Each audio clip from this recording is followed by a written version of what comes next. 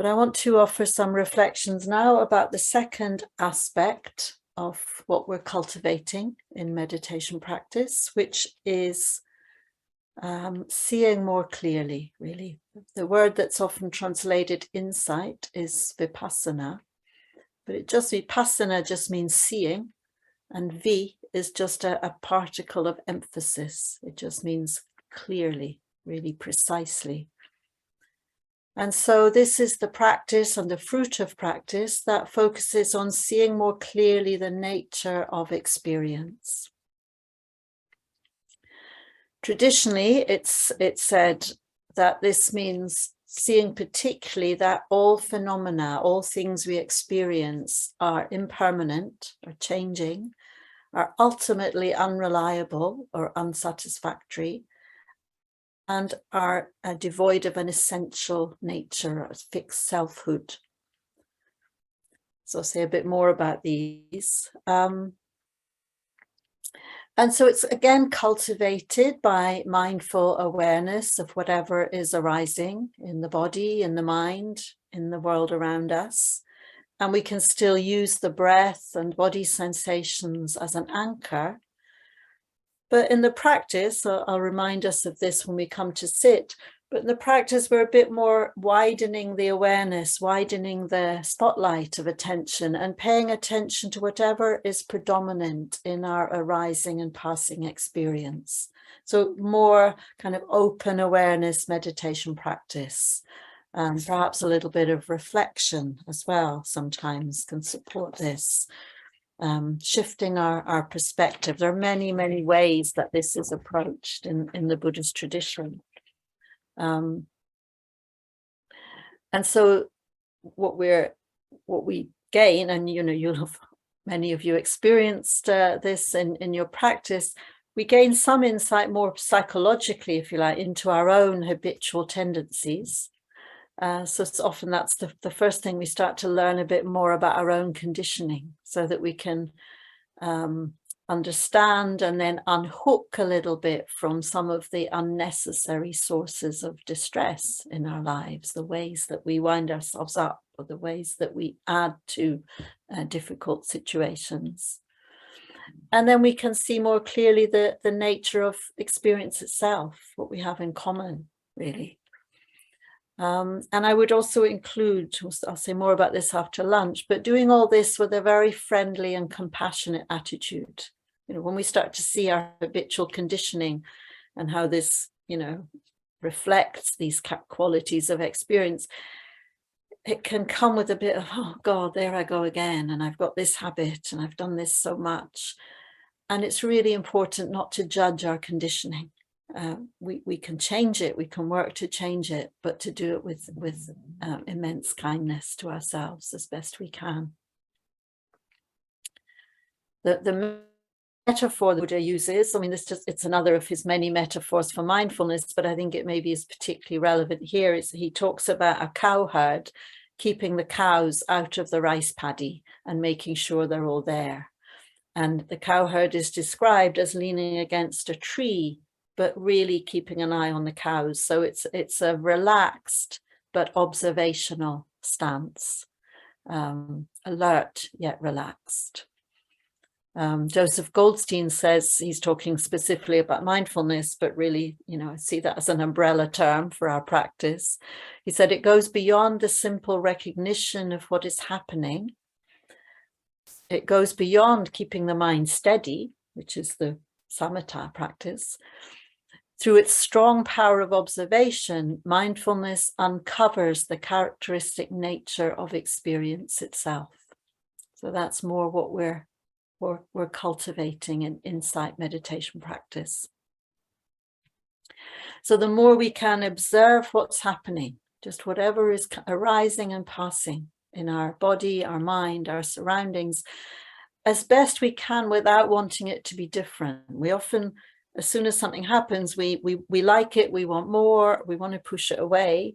Again, I'll say more about this afternoon, but one of the things that does it clouds the experience. As soon as we've decided I don't like something, we're not quite experiencing it fully.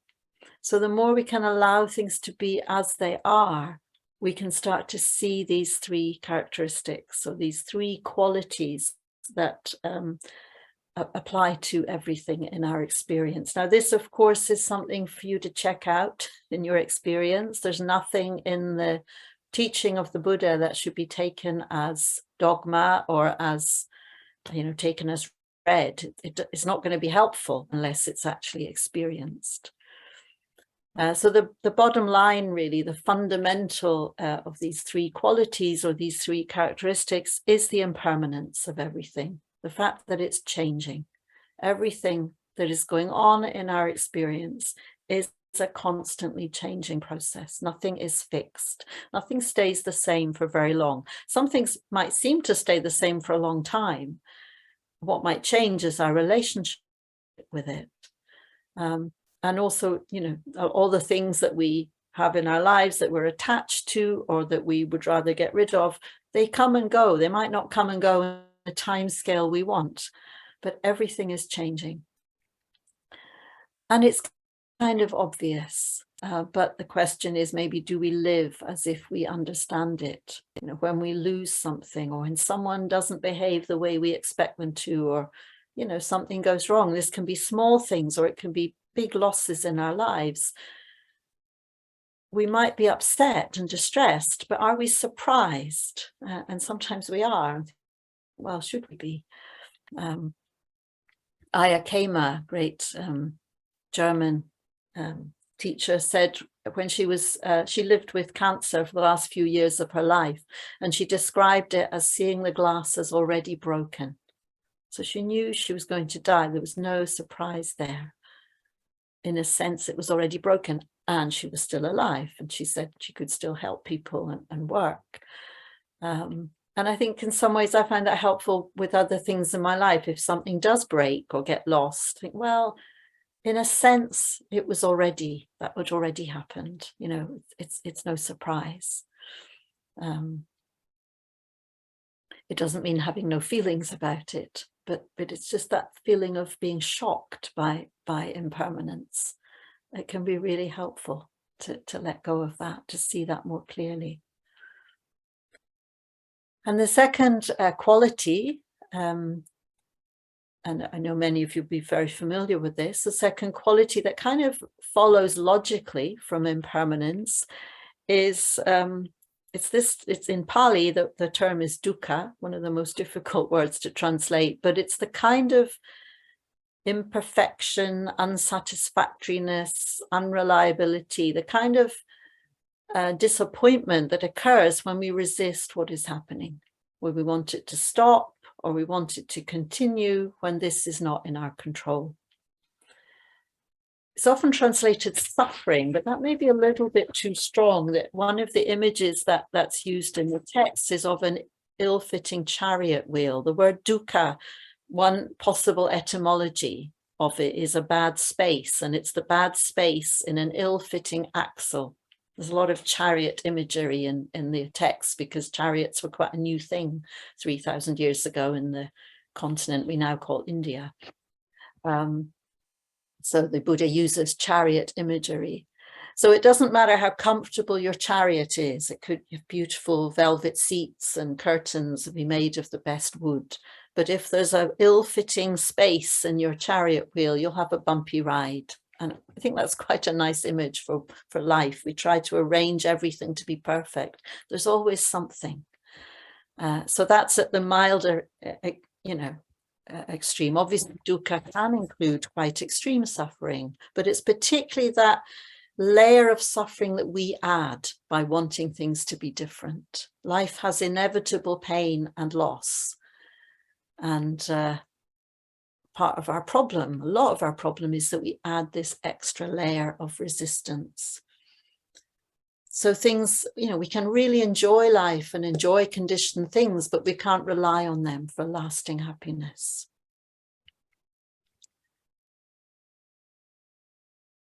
And the third of these qualities, which again follows logically, but is much harder to grasp, in a way, it is the ungraspability of things. It's the impersonal nature, the lack of essence in things, and including, and maybe particularly in our very own self.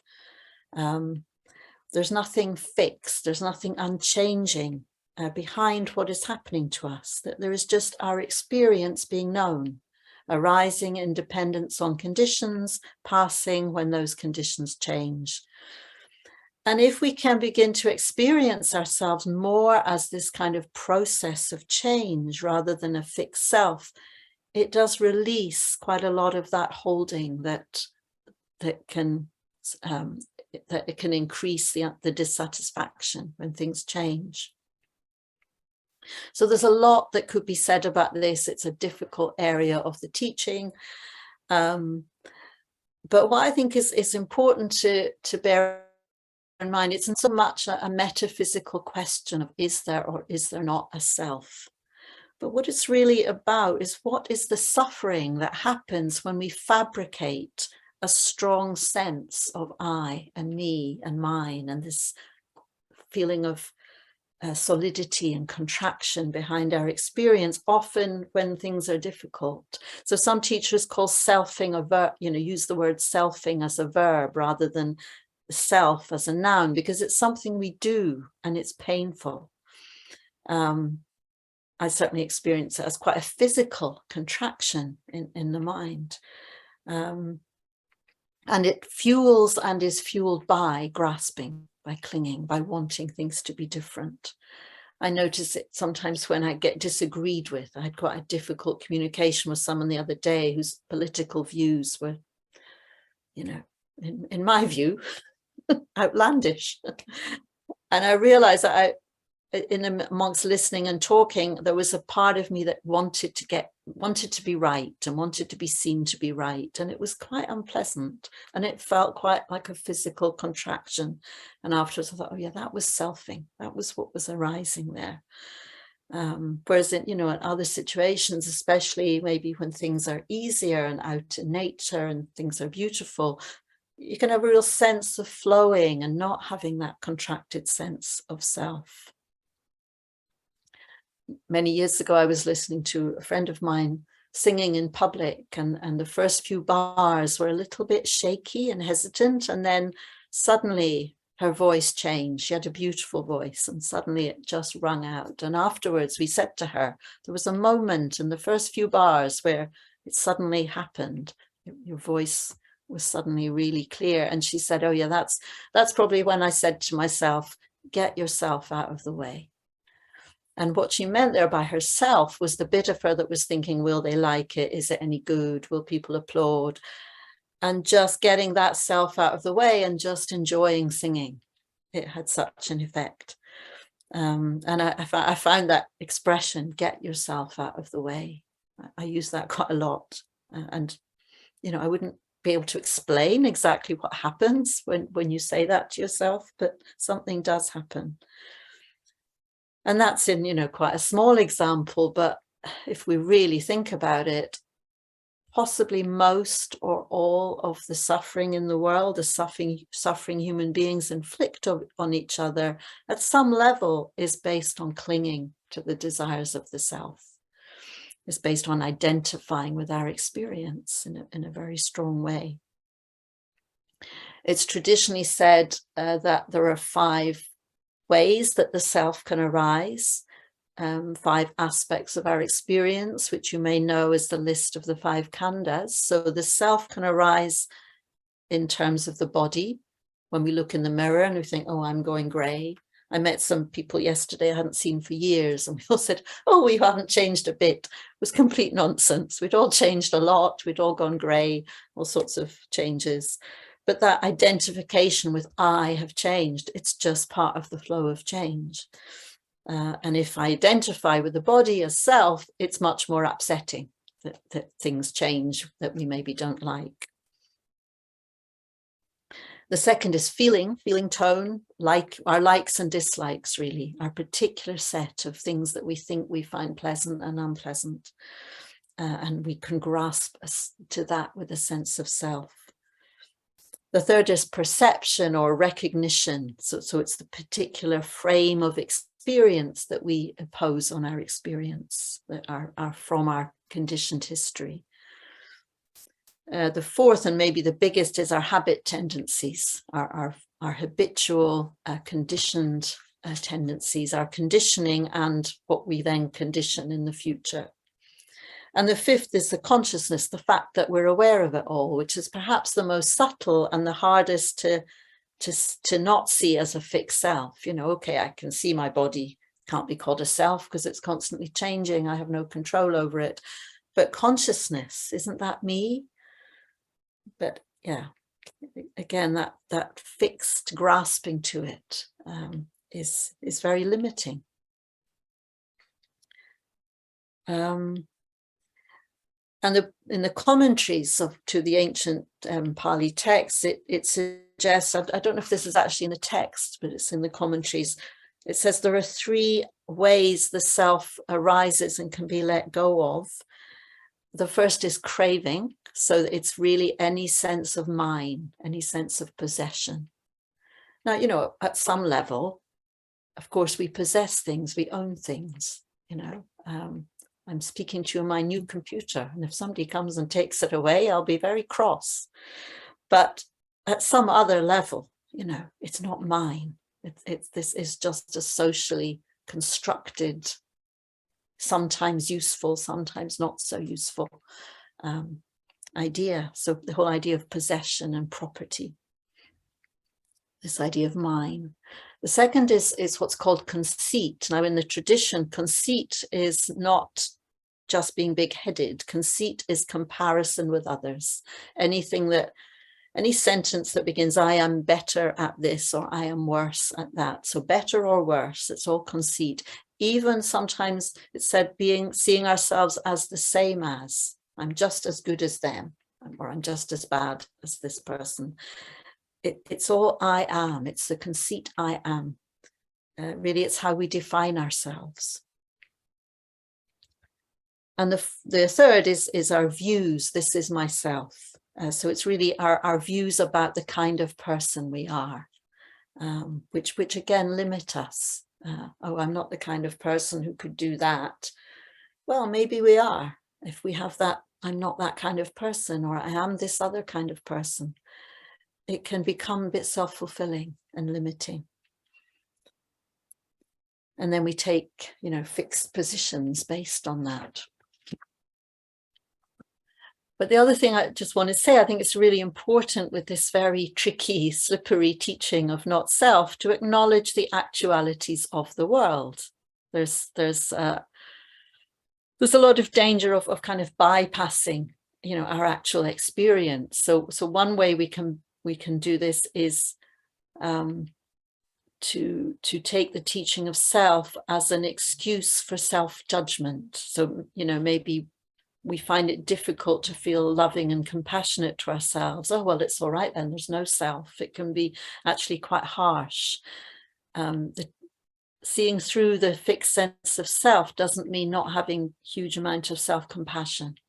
And if we'd met the Buddha, we'd probably see him as very self-confident, but there was no contracted ego-based self behind it.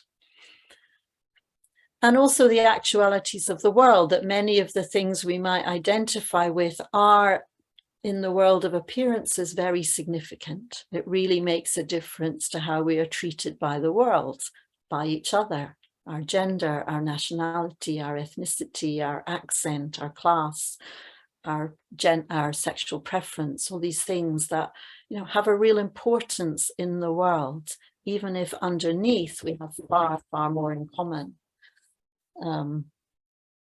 There's a lovely American, African-American Zen teacher called Earthlyn Manuel. She talks about, she's got a very beautiful book called The Way of Tenderness. Which I think even the title speaks to us, isn't it? The Way of Tenderness. How would it be to approach our whole spiritual path as a way of tenderness?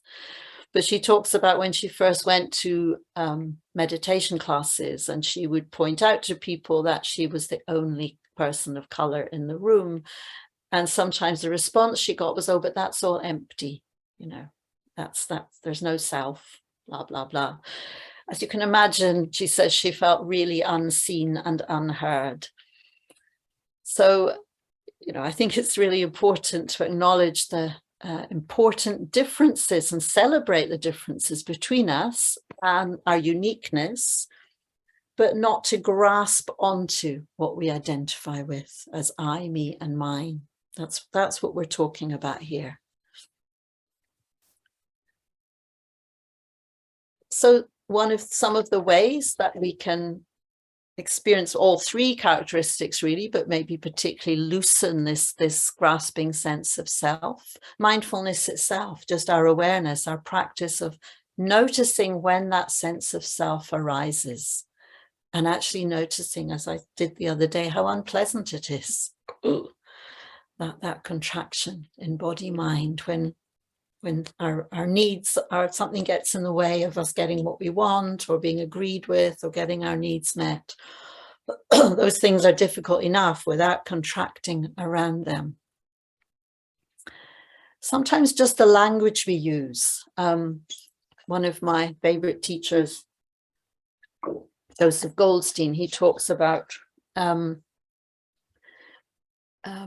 addressing ourselves in the passive voice. So, for example, when we're doing walking meditation, we could be at some level saying to ourselves, maybe not exactly verbally, but we're thinking, I am walking, I am turning, I am doing this. And he suggests just notice what happens if you say to yourself, walking is being known, or sitting is being known, breathing is being known. We don't need to know what it's known by, but just knowing is happening. We don't need to impute a self that is knowing, actually. It doesn't add anything to the experience.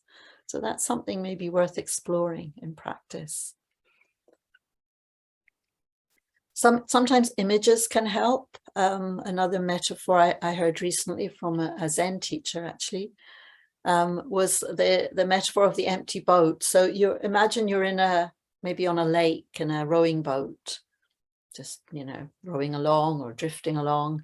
And then suddenly there's a great whack and you realize another boat has banged into you. And we might turn around and shout at the person in the other boat, hey, look where you're going. What are you doing? And then we notice that the other boat is actually empty. There's nobody in it. And just think, what happens to that anger? It just dissipates, just disappears. There's no one to be angry with. And in a sense, the teaching of not self is that we're all at some level empty boats. We're drifting on the current of our conditioning. Of course, sometimes how we behave in that conditioned flow is more or less skillful, but it's not imputing someone who's doing it deliberately, someone behind it all, especially in relation to ourselves.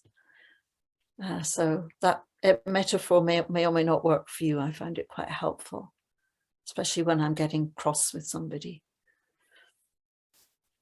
And so there can be in our practice moments where we really have that more sense of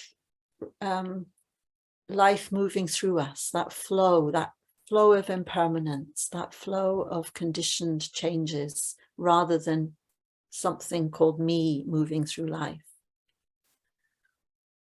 So it is said in the tradition, and I'm sure you've experienced this in practice, that with the practice of mindfulness and meditation, when we take away a lot of our distractions and we just pay attention to our experience, we come to see a lot of these things more clearly, just quite naturally. And I think at times as well, it can be really helpful to focus on one or the other. So if you're focusing on the not self teaching, some of these suggestions, using the passive voice, or just particularly focusing on when does the self arise and what's it like when it doesn't arise, and what are the conditions that support it arising or not arising. Maybe more straightforward, especially if this isn't so familiar, to look at things through the lens of impermanence. So just starting with maybe just our practice of mindfulness of breath and body, but particularly paying attention to the fact that what is arising and passing. So we might notice a sound, but we particularly pay attention to the fact that it arises and it passes and it changes. So we really just pay attention quite lightly. Don't make a big sort of project out of this, because that can be quite contracting as well, but just noticing the constantly changing nature of our experience. So we can watch particularly the flow of sensations of the breath, for example. We're not just feeling the sensations, but we're noticing the fact of their impermanent nature. Or we can notice the unreliability of the things that we're attached to, perhaps more in our everyday life, but even in our practice. You know, we might find ourselves feeling really relaxed and at ease, and then that changes. So again, it's about impermanence, but we also notice that if we were getting a bit attached to that, it's not so reliable. What are we doing for time? So yeah, so there's a lot in that, and if any of it wasn't clear, maybe ask some questions later. But the key quality that is invited, maybe the bottom line in the Buddha's teaching really is this quality of impermanence or change. I prefer the word change because impermanence can sound a bit like something exists and then it stops, and you know that's also true in a sense, but actually things are changing all the time.